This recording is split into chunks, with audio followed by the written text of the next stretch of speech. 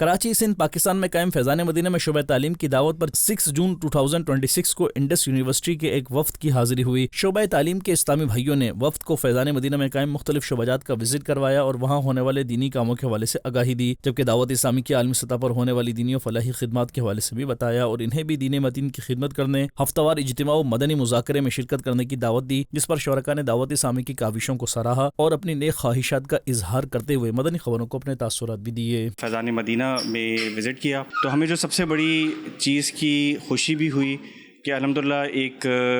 دینی طور پہ جو کام کیا جا رہا ہے اور اس کام کو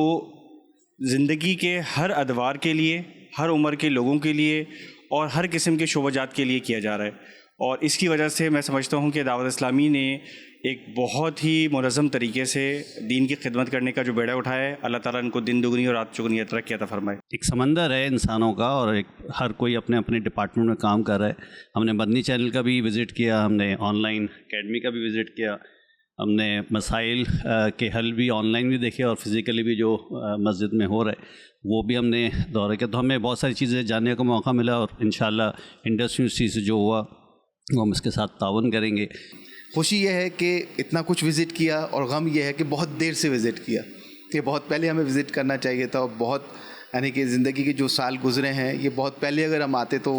شاید فیض ہمیں بہت پہلے اس چیز کا مل چکا ہوتا، اور اللہ تعالیٰ جو ہے اس میں اپنی برکتیں ڈالے، جو اس کے کار خیر میں کام کر رہے ہیں اور اس میں اللہ تعالیٰ اپنی برکتیں ڈالے، اس کو ہم آگے لے کے چلیں گے، اور ہماری پوری کوشش یہ ہوگی کہ انڈس یونیورسٹی کے ہر ڈپارٹمنٹ کے اندر ہم فیضان مدینہ سے فیض حاصل کریں اور اس کو اسی طریقے سے اسٹینڈرڈ پہ لے کے آئیں تاکہ نہ صرف ہماری دنیا بلکہ ہماری آخرت بھی زیادہ بہتر ہو سکے۔ وزٹ کرنے کے دوران ہمیں یہ اندازہ ہوا کہ کس طرح سے کسی بھی کام کو منظم طریقے سے کیا جا سکتا ہے۔ انشاءاللہ جو بھی ہماری یونیورسٹی کے ڈپارٹمنٹس ہیں جہاں جہاں ان کے اس انداز کو ہم اپنا سکیں گے، اپنائیں گے۔